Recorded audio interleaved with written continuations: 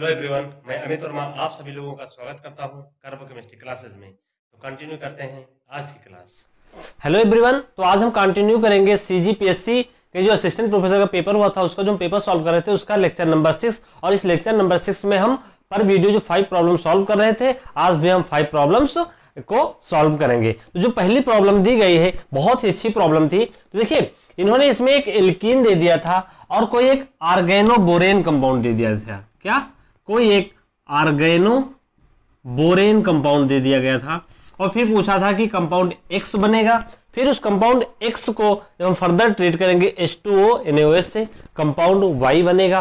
पूछा था compound Y इन चार में से कौन सा होगा। तो अगर हम बात करें तो यहाँ पे बोरेन कंपाउंड दिया है, यहाँ पे H2NOH दिया है। तो ये एक एग्जाम्पल था हाइड्रोबोरेशन ऑक्सीडेशन रिएक्शन का। क्या? हाइड्रोबोरेशन ऑक्सीडेशन रिएक्शन का, ऑक्सीडेशन रिएक्शन का। तो जो हमारा हाइड्रोबोरेशन होता है वो हमारा होता है anti Markovnikov of syn addition. जो ये एक रूल होता है ये फॉलो करता है, यहां पे anti Markovnikov of syn addition होता है। और इसका मतलब ये है जो बोरान होता है, boron atom always attacks at less hindered site। ये प्रॉब्लम सॉल्व करने का तरीका है।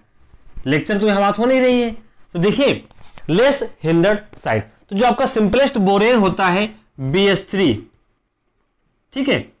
अगर सिंपलेस्ट BH3 की बात करें, पहले इसको हम इंट्रोडक्शन कर लेते हैं कि अगर मान लीजिए हमने आपको कोई एक एल्कीन दे दी, ये मान लीजिए मैंने आपको एक एल्कीन दे दी, ठीक। चलो इसको हम ऐसा कर रहे हैं, इसको भी इन द प्लेन रख रहे हैं, ठीक।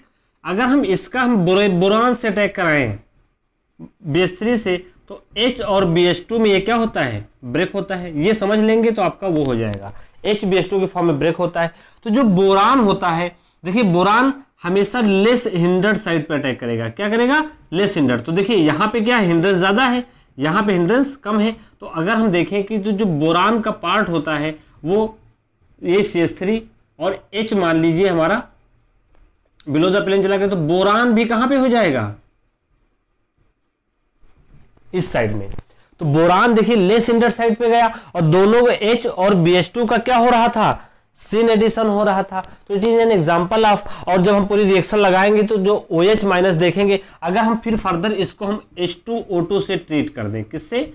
H2O2 NaOH से। तो अगर हम बात करेंगे तो हमारा कुछ कंपाउंड ऐसा बन के आएगा, HOH, HOH। तो देखिए जो ये OH था कहां पे गया? जहां पे HO की संख्या क्या थी? ज्यादा थी। इसलिए मतलब न्यूक्लियोफाइल या मोर इलेक्ट्रोनेगेटिव उस सेंटर पे अटैक किया जहां पे HO की संख्या ज्यादा थी। इसलिए इसको बोलते हैं एंटी मार्कोनिक ऑफ एडिशन। और एडिशन कैसा था? सिन, ये सेम फेज से हो रहा था, इसलिए इसको बोलते हैं anti Markovnikov of syn addition. तो हाइड्रोबोरेशन एक सिंपल एग्जांपल है। इस तरह का मैंने आपको बता दिया, बाकी सब लोग इसको पता होगा, लेकिन प्रॉब्लम सॉल्व करने से पहले उसका थोड़ा इंट्रोडक्शन जरूरी होता है चीज का, ठीक। तो अगर हम बात करें तो देखिए जो यहाँ पे आपका बोरेन दिया हुआ है, ये इस सॉल्व करने से कि बोरान जो होता है, अगर हम BH3 की बात करें तो इसमें 3 हाइड्रोजन्स होते हैं। क्या होते हैं? 3 हाइड्रोजन। तो जब 3 हाइड्रोजन होते हैं तो ये reacts with 3 molecules of can reacts with 3 molecules of alkene, 3 molecules of alkene। ये प्रॉब्लम का हिट करेगा, ठीक है, 3 molecules of एल्कीन। लेकिन हमें देखा गया कि जो यहां पे हमारा बोरेन मॉलिक्यूल दिया गया, तो ध्यान से देखिए, अगर इस बोरेन को देखिए ध्यान से, तो यहां पे एक BH है, बाकी देखिए यहां से क्या अटैच है? कार्बन,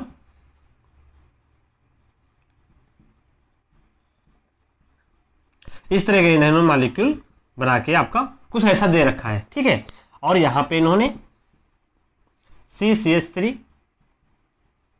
जो व्हाट्सएप जो ग्रुप दिया हुआ है, तो अगर हम इस बोरेन को देखें तो देखें यहां पे कौन से ग्रुप लगे हुए हैं, ये ग्रुप कौन से लगे हुए हैं, एक बल्कि ग्रुप लगे हुए हैं, बल्कि ग्रुप लगे हुए हैं, और it has only one hydrogen, it has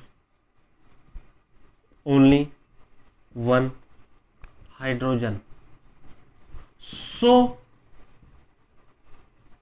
reacts with one alkene. इतना लिख लीजिए, ये केवल एक एल्कीन के मॉलिक्यूल से रिएक्ट करेगा और ये बहुत ज्यादा बल्किनेस है। देखिए अगर हम बात करें पूरे स्ट्रक्चर की तो ये देखिए, अगर हम इस स्ट्रक्चर की बात करें तो मान लीजिए ये कुछ ऐसा है, ये मान लीजिए कुछ ऐसा है, तो यहां पे क्या हो जाए, बहुत ज्यादा बल्किनेस हो गया, ये पूरे ग्रुप क्या हो गए, बहुत ज्यादा बल्किनेस होने की वजह से तो ये क्या करेगा, है ना, reacts with less hindered site, reacts with less hindered site, क्योंकि अगर इस मॉलिक्यूल में क्राउडनेस है, अगर रीजन में क्राउडनेस है तो रीजन कहां प्रेफर करेगा, हमेशा लेस हिंडर्ड साइट पे प्रेफर करेगा। वैसे भी बेस3 भी लेस हिंडर्ड साइट पे ही कर रहा था, लेकिन इसमें बल्किनेस होने की वजह से ये 100% मतलब क्या हो जाएगा, रिएक्ट करेगा विद लीस्ट हिंडर्ड सेंटर से। तो आइए अब हम ये सारे पॉइंट्स नोट करके अपने एग्जांपल में क्या करते हैं, अप्लाई करते हैं। ध्यान से देखिए, ये बहुत ही अच्छा है, बहुत ही अच्छा एग्जांपल है। तो जो आपको स्टार्टिंग दी गई है, देखिए अगर हम स्टार्टिंग की बात करें तो आपको ध्यान से देखिए, बस कुछ नहीं करना था आपको।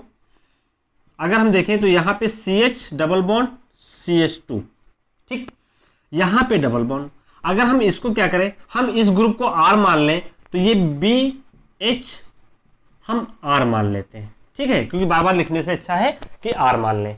अब क्या करना है, देखिए अब हमें इसमें मॉलिक्यूल में दो दो एल्कीन दी गई हैं। तो देखिए ये एल्कीन कैसे है, ये देखिए यहाँ पे एक H है, यहाँ पे एक H है, यहाँ पे ऑलरेडी एक H है। तो देखिए ये जो एल्कीन है यहाँ से एक कार्बन अटैच है, यहाँ से एक कार्बन अटैच है, लेकिन अगर इस एल्कीन को देखें तो इससे कितने अटैच है, 2 कार्बन। यहाँ पे देखिए ध्यान से, यहाँ पे आपका नो कार्बन एटम, मतलब उसके बगल में कोई भी कार्बन एटम नहीं है। यहाँ पे दोनों एल्कीन के पास क्या है, इस एल्कीन के पास एक कार्बन, इसके पास ये कार्बन है और इसके पास इधर है, तो इन तीनों के पास क्या है, एक एक कार्बन अटैच है। यहाँ पे देखिए कोई भी कार्बन एटम, केवल हाइड्रोजन है, तो ये हमारी साइट इसमें लीस्ट हिंडर्ड होगी। क्या होगी, लीस्ट हिंडर्ड साइट होगी, लीस्ट हिंडर्ड साइट होगी। तो मैंने आपको क्या बताया कि बोरान हमेशा लीस्ट हिंडर्ड साइट पर अटैक करता है। तो देखिए ये कैसा हो जाएगा, आपका कुछ ऐसा हो जाएगा, ठीक। तो अगर हम बात करें तो जो अटैक होगा ये रिमेन इंटैक्ट रहेगा, ये रिमेन इंटैक्ट है, नॉन रिएक्टिव रहेगा। और यहां पे बात करें तो ये CH2 यहां पे अटैक हो जाएगा Br2 का, जो मैंने माना है, एक H यहां पे अटैच हो जाएगा क्योंकि स्टेरिक हिंड्रेंस की वजह से। फिर क्या करते हैं, जैसे ही हम क्या करेंगे, इसमें ये हमारा X बन गया, जैसे ही हम इसमें H2O2 NaOH डालेंगे, ये क्या हो जाएगा, Br2 यहां से निकल जाएगा और यहां से आपका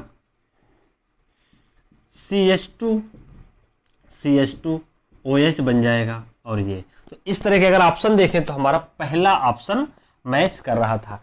जल्दी में कुछ लोगों ने क्या किया होगा, देखा होगा BH दिया हुआ है, 3 हाइड्रोजन नहीं देखे, क्या किया, आपको इस तरह के मॉलिक्यूल बना दिए। लेकिन आपको ध्यान से करना है कि हमेशा boron anti Markovnikov of syn addition होगा और जो बोरान अटैक होगा वो हमेशा लीस्ट स्टैंडर्ड साइड पे होगा। और हमेशा क्वेश्चन, बोरेन का क्वेश्चन सॉल्व करने से पहले देख लीजिए वहां पे कितने H हैं। अगर R ग्रुप लगा है तो वो रिएक्शन नहीं करेगा। तो करेक्ट ऑप्शन इज अवर ए।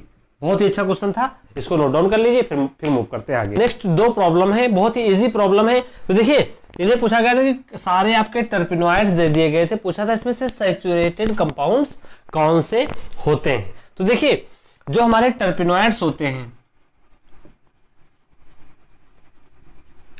वो दोनों कैटेगरी के होते हैं, सैचुरेटेड भी होते हैं एंड अनसैचुरेटेड भी होते हैं, दोनों तरह के होते हैं, ठीक है। तो सैचुरेटेड और अनसैचुरेटेड और टर्पिनॉइड पता है, जिसमें हमारा क्या होता है, एक C5H8 यूनिट पाई जाती है। कौन सी यूनिट पाई जाती है, सिंपल, इनकी एक जो यूनिट होती है, सिंपल यूनिट जो होती है C5H8 होता है, जिसका नाम क्या होता है, आइसोप्रीन यूनिट।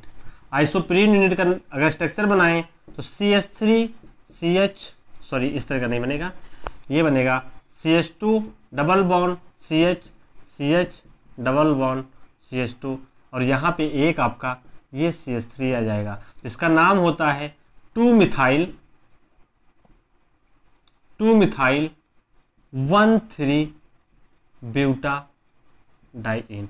जितने भी टर्पिनॉइड्स होते हैं उनकी एक सिंपल यूनिट होती है आइसोप्रीन यूनिट, जिसका नाम होता है 2 मिथाइल 1,3 ब्यूटाडाइइन। तो फार्मूला देखिए C1 2 3 4 5 C5 3 2 5 2 7 8। तो ये आपका एक आइसोप्रीन यूनिट का ये एक जनरल फार्मूला होता है। जिनको टर्पीन्स के बारे में नहीं पता है तो ये होता है। ये क्वेश्चन बहुत आता है कि इनकी यूनिट क्या होती है। इनकी यूनिट आइसोप्रीन होती है, जिसका नाम होता है, कभी भी नाम दे आयुपेक दे देते 2 मिथाइल 1,3 ब्यूटाडाइइन और जनरल फार्मूला भी पूछ लेते C5H8। ठीक है, ये इसका जनरल फार्मूला हुआ। तो जो अब देखा जाएगा, जब आपको स्ट्रक्चर इसके बारे में आपको पता होना चाहिए था। क्या पता होना चाहिए था? स्ट्रक्चर। किसी एक का 2 के पता होते तो आप 3 के पता होते 1 कर लेते। तो मान लीजिए सिट्रोनिला जो होता है ये हमारा एक मोनोटर्पिनोइड्स होता है। क्या होता है? मोनोटर्पिनोइड्स। इसका मतलब इसमें 2 आइसोप्रीन यूनिट्स होती हैं। क्या होती है? 2 आइसोप्रीन यूनिट्स। ये भी क्या होता है? एक मोनोटर्पिनोइड। ठीक, ये भी हमारा एक कार्बन भी होता है, ये भी हमारा एक मोनोटर्पिनोइड होता है। ठीक, ये लेकिन जो हमारा कार्बन होता है ये अनसैचुरेटेड होता है, इसमें डबल बॉन्ड प्रेजेंट होते हैं। क्या होता है? डबल बॉन्ड प्रेजेंट होता है। लिमोनिन में भी तो नाम से ही लग रहा था कि इसमें क्या होना चाहिए, इसमें भी आपके डबल बॉन्ड हो। तो मैं यहाँ पे स्ट्रक्चर नहीं बना रहा हूं, आप लोग कॉपी में नेट पे सर्च करके स्ट्रक्चर आप बना सकते हैं। और सिट्रोनेला भी हमारा क्या होता है? एक अनसैचुरेटेड होता है, ये भी एक हमारा अनसैचुरेटेड होता है। ठीक, तो जो हमारा मेंथॉल होता है, मेंथॉल आपका तो कभी कभी आ जाता है कि मेंथॉल क्या है, तो मेंथॉल एक मोनोटर्पिनोइड होता है। ठीक, लेकिन ये सैचुरेटेड होता है, सैचुरेटेड होता है। एक एग्जाम में ये पूछ लिया था इसमें रिंग कितने मेंबर के, तो इसमें 6 मेंबर रिंग होती है, एक साइक्लो रिंग होती है, एक मिथाइल ग्रुप होता है। मैं स्टीरियोकेमिस्ट्री नहीं लिख रहा हूं। और ठीक है, एक आइसोप्रोपाइल ग्रुप इसके यहाँ पे 4th पोजीशन पे लगा होता है, यहाँ पे आपका OH लगा होता है। ठीक, इसका नाम होता है मेंथॉल। मेंथॉल। अगर हम बात करें कि ये मोनोटर्पिनोइड कैसा है, तो देखिए एक में कितने कार्बन है? 5, तो इसमें 10 कार्बन होंगे। काउंट करिए, 1 2 3 4 5 6 7 8 9 10। आपके 10 कार्बन होने चाहिए। उसके बाद चाहे जितने ऑक्सीजन प्रेजेंट हो, चाहे जो कुछ प्रेजेंट हो, उससे कोई मतलब नहीं। नंबर ऑफ जो कार्बन एटम होना चाहिए should be multiple of its monomer unit या आइसोप्रीन यूनिट। ठीक है, इसको नोट डाउन कर लीजिए। जिसको आता था भाई वही कर पाएगा ये वाला। ठीक है, ये आपको बस आइसोटर्पिन्स तो आपको याद ही करने पड़ते हैं। टर्पिनोइड्स से क्या होती हैं आप याद करके जाइए। ठीक, बैक करके आप लोग स्क्रीनशॉट ले लिया करिए। ठीक है, देखिए जो ये अगला क्वेश्चन है इसको मैं सॉल्व यहाँ पे करवा रहा हूँ नॉलेज के लिए, लेकिन जो ये क्वेश्चन दिया हुआ था ये क्वेश्चन गलत दिया हुआ था। ये स्टार्टिंग गलत दी हुई थी, क्योंकि अगर हम स्टार्टिंग का स्ट्रक्चर देखें तो स्ट्रक्चर इन्होंने इस तरह का दे दिया था।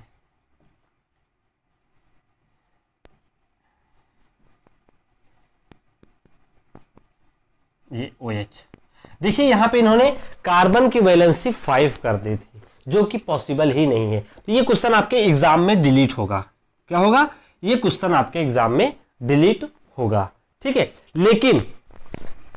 लेकिन जो ये क्वेश्चन है इन्होंने पूछा कि एसिड कैटालाइज्ड डिहाइड्रेशन किया जाए। तो मैं आपको बताता हूं कि मान लीजिए हमने इस डबल बॉन्ड को रिड्यूस कर दिया है ना, और बहुत सारे बुक्स में आप कहीं भी देखेंगे ये बहुत ही पेटेंट क्वेश्चन होता है आपके एसिड कैटालाइज्ड डिहाइड्रेशन के लिए। तो जो एक अगर हम डबल बॉन्ड को हटा दें तो कोई भी आप बुक प्रेफर कर लीजिएगा, इसका नाम होता है कैम्फेनिलॉल। इसका नाम होता है कैम्फेनिलॉल। ये आपके जो नेट के एग्जाम्स होते हैं उसमें भी आ चुका है, गेट के एग्जाम में भी, हर एग्जाम में पूछा जा चुका है। बस ये मिसप्रिंट हो गया क्योंकि यहाँ पे डबल बॉन्ड आ गया, लेकिन हम इसको स्किप नहीं कर रहे हैं क्योंकि हो सकता है अगले एग्जाम में आपके कहीं भी आ जाए तो ये डबल बॉन्ड ना हो। 100% नहीं हुआ। इसका नाम होता है कैम्फेनिलॉल, कैम्फेनिलॉल। तो जब हम इसका एसिड कैटालाइज डिहाइड्रेशन करते हैं तो क्या होता है, डबल बॉन्ड हटा के करिएगा, नहीं तो रिएक्शन डिलीट तो होगा ही एग्जाम में, 100% डिलीट होगा। अब देखिए ये OH2 प्लस में क्या हो जाएगा, चेंज हो जाएगा। जैसे ही OH2 प्लस में जाएगा यहां से -H2O क्या हो जाएगा, लीप कर जाएगा और आपका मॉलिक्यूल कुछ ऐसा बनेगा।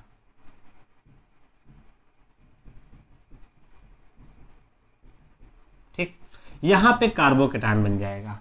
अगर इस कार्बोकेटायन की बात करें तो ये सेकेंडरी कार्बोकेटायन है। ठीक, फिर कार्बोकेटायन क्या होता है, रीअरेंजमेंट होगा, रीअरेंजमेंट होगा। यहां से मिथाइल का माइग्रेशन यहां पे हो जाएगा। ध्यान से देखिए,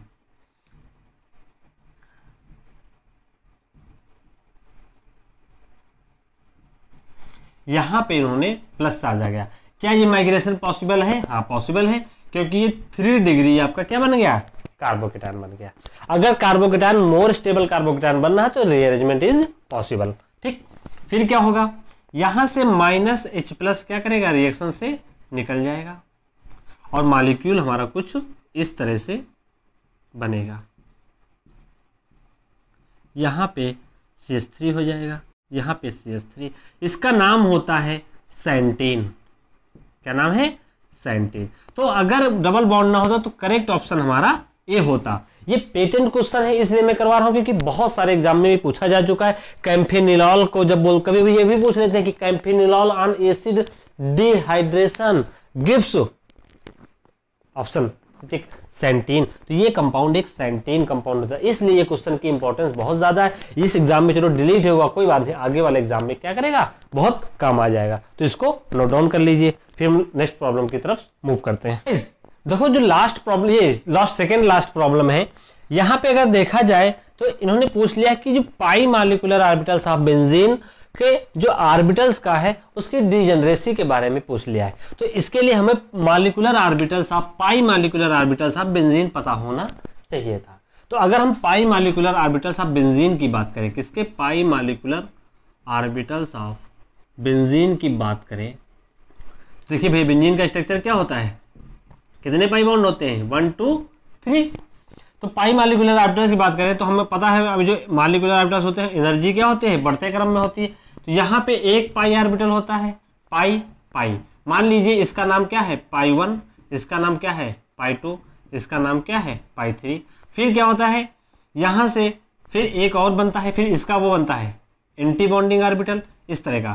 तो ये पाई 3 एंटी बॉन्डिंग, ये भी क्या हो जाएगा, पाई 3 एंटी बॉन्डिंग, ये सॉरी पाई 4 हो जाएगा। मान लीजिए हम नाम रख रहे हैं कोई बात नहीं, पाई एंटी बॉन्डिंग 5 हो जाएगा।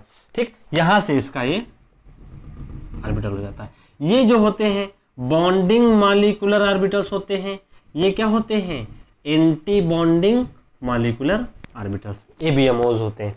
अगर हम बात करें तो मान लीजिए ये लेवल क्या है, मान लीजिए ये लेवल E1 है, ये लेवल जो E2 है। जो ये E2 लेवल होता है इसका नाम होता है होमो, और जो ये E3 लेवल होता है, हम नाम रखने के लिए बोल रहे हैं, जो ये E3 लेवल होता है इसका नाम होता है LUMO, LUMO.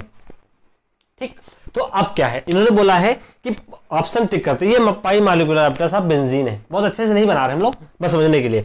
Only the lowest energy molecular orbital is doubly degenerated.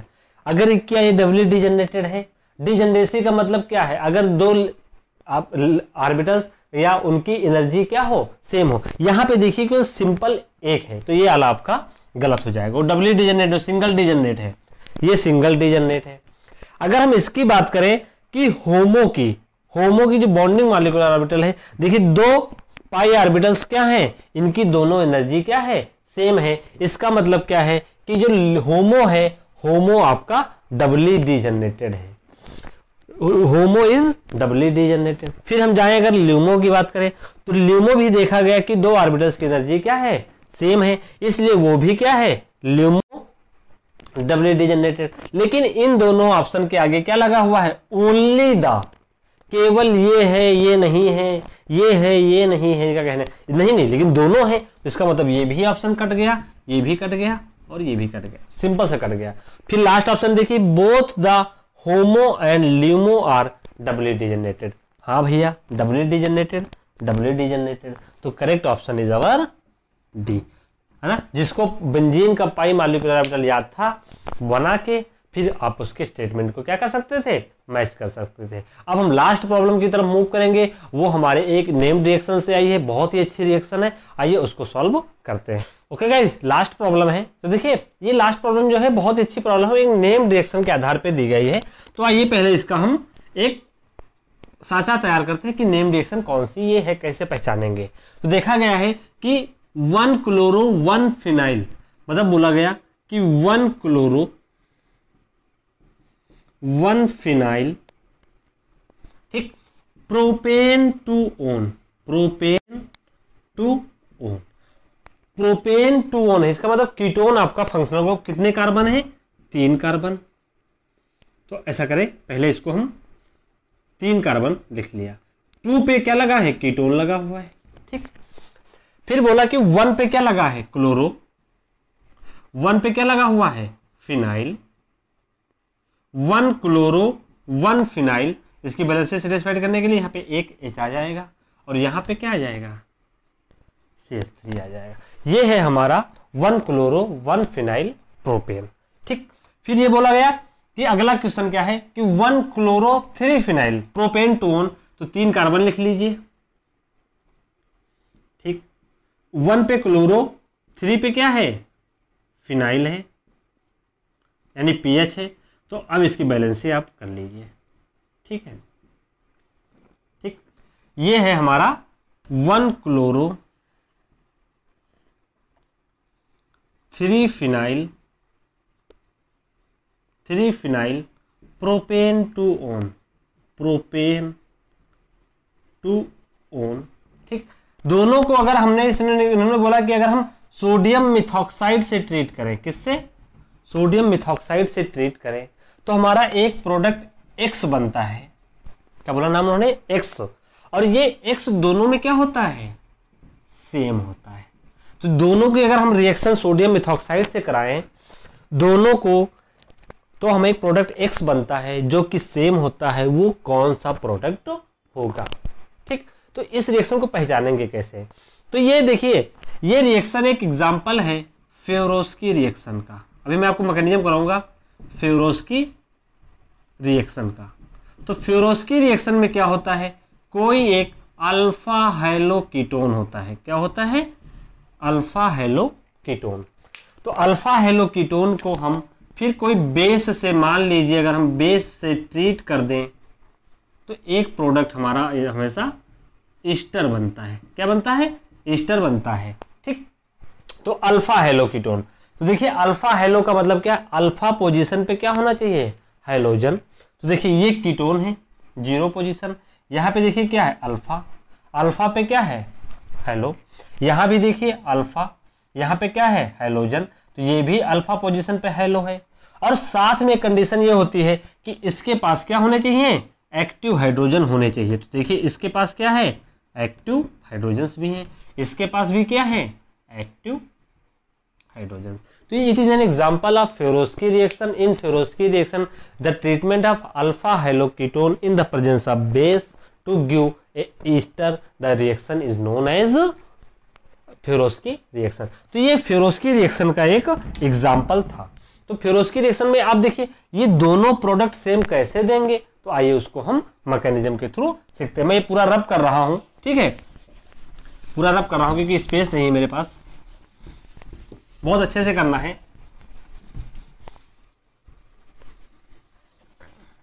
देखिए हमने एक लेक्चर सीरीज में हमने नेम रिएक्शन पढ़ाया था फेरोस्की रिएक्शन में, तो आप वहां फेरोस्की रिएक्शन में पूरी डिटेल में विजिट कर सकते हैं। हम यहाँ पे अपना प्रॉब्लम करवाएंगे और कुछ रीजंस बता देंगे कि कौन सा प्रोडक्ट हमेशा ज्यादा बनता है, ठीक। तो देखो पहले हम बात करते हैं 1 क्लोरो 1 फिनाइल वाले की। तो देखिए CH3 CO CH Cl, यहाँ पे क्या है, फिनाइल हमने ऐसे लगा लिया, ठीक। पहले जब हम इसको मैकेनिज्म के थ्रू ट्रीट करते हैं बेस की प्रेजेंस में OMe किससे ट्रीट करते हैं, OMe माइनस मिथॉक्साइड है। तो देखिए यहाँ पे इसके पास एक अल्फा हाइड्रोजन है, एसिडिक हाइड्रोजन होता है, तो ये क्या करेगा, यहाँ से ये प्रोटॉन अब्स्ट्रैक्ट कर लेगा और ये माइनस मिथनॉल यहाँ से निकल जाएगा। तो क्या बनेगा, CH2 माइनस CO CH, यहाँ पे आपका फिनाइल लगा हुआ है अटैच, यहाँ पे आपका Cl है। फिर अगले फेरोस्की रिएक्शन की अगर मैकेनिज्म की बात करें तो ये यहाँ से बैक साइड अटैक करता है और माइनस Cl माइनस यहाँ से क्या करेगा, निकल जाएगा, माइनस Cl माइनस यहाँ से निकल जाएगा। फिर क्या होगा, फिर देखिए जब ये निकल जाएगा तो ये नंबर 1 2 3 मेंबर एक रिंग बनती है। देखिए 3 मेंबर रिंग बनेगी। 1 पे मान लीजिए क्या है, 2 नंबर पे क्या लगा है, कीटोन, ठीक, ये 2 नंबर है कार्बन, ठीक, ये 1 है, और 2 पे क्या लगा हुआ है, फिनाइल। देखिए बाकी आपका ये बन गया, यही तो बनेगा, ठीक, यही तो बनेगा।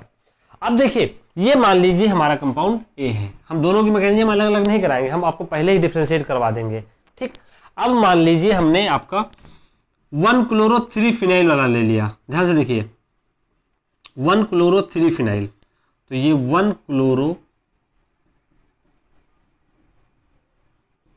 यही तो है 3 फिनाइल, ठीक।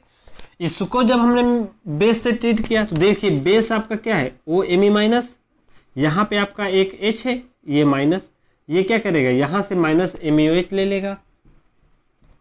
जिनको मैकेनिज्म में दिक्कत आ रही हो कहीं भी, तो हमारे लेक्चर सीरीज में मैं आपको नेम रिएक्शन के लिंक प्रोवाइड कर दूंगा, आप उसमें से मैं विजिट कर सकते हैं, वो मेरे लेक्चर का, मेरे यूट्यूब लेक्चर का फर्स्ट वीडियो था, ठीक। तो यहाँ पे आपका ये हो जाएगा। फिर मैंने आपको यहाँ पे आपको बता दिया कि ये आपका CH माइनस बनेगा और CO बनेगा और CH2Cl, ठीक। फिर क्या होगा, यहाँ से बैक साइड अटैक होगा और ये यहाँ से निकल जाएगा। देखिए कितना मेंबर रिंग बना, 3 मेंबर रिंग बनेगा और कीटोन हमारा यहाँ पे परसिस्ट करेगा, एग्जिस्ट करेगा, और ये डबल बॉन्ड, ठीक। अब ध्यान से देखिए, हमने दोनों को बेस से ट्रीट किया, दोनों को रिएक्शन करवाया, दोनों को हमने इंटरमीडिएट बना। इसमें जो इंटरमीडिएट बनता है साइक्लोप्रोपेनोन होता है, क्या होता है, साइक्लोप्रोपेनोन, इतना लिख लीजिए, इंटरमीडिएट बनता है। अगर हम इसको A को और B को देखें, A और B को देखें तो A एंड B क्या हैं, सेम हो गए। अब जब इंटरमीडिएट सेम हो गए, अभी रिएक्शन खत्म नहीं हुई है, जब इंटरमीडिएट सेम हो गए हैं तब क्या हमें दोनों पे रिएक्शन लगाने की जरूरत है, नहीं। जब दोनों की नहीं जरूरत है, हम एक पे लगाएंगे, इसका मतलब दोनों का प्रोडक्ट क्या हो जाएगा, सेम हो जाएगा। इसलिए क्वेश्चन में उसने लिखा है कि दोनों के प्रोडक्ट सेम बनते हैं, वो कौन सा है, तो इंटरमीडिएट सेम, इसका मतलब प्रोडक्ट भी सेम हो जाएगा, क्योंकि रिएक्शन है तो मैकेनिज्म दोनों की क्या होगी, सेम होगी। तो आइए उसकी बात करते हैं, ठीक है। इसको नोट डाउन कर लीजिएगा आप लोग स्क्रीनशॉट लेके बैग में जाके, ठीक।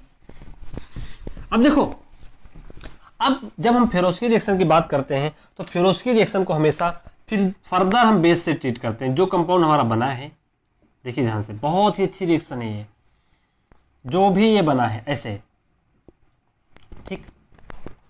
इसको फिर से वो जो हमारा OMe माइनस होता है, OMe माइनस, ये अब यहाँ पे एज ए न्यूक्लियोफाइल वर्क करता है। क्या, एज ए न्यूक्लियोफाइल भी होता है, हमको पता है।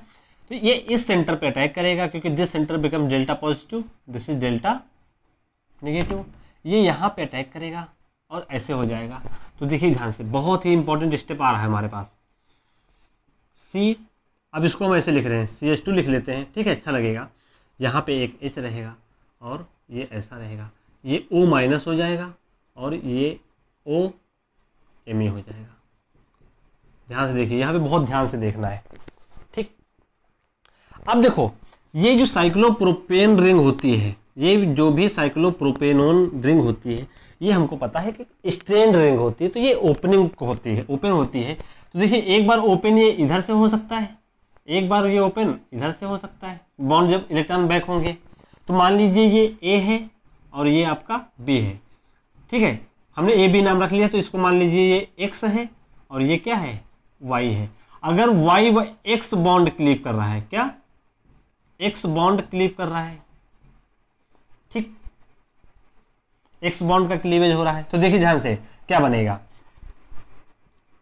CH बेंजीन, यहां पे क्या है CH, ठीक, बेंजीन CH, और यहां पे क्या रहेगा, ये CH2 माइनस हो जाएगा, जब ये बॉन्ड टूटेगा तो ये इलेक्ट्रॉन डेंसिटी लेगा CO CH2 माइनस, ठीक, और यहां पे क्या रहेगा, और इसको छोटा कर देते हैं एरो, ये C, ये वाला C, इस CO के पास क्या है ऑक्सीजन, ये OMe बन जाएगा इस तरह का, ठीक।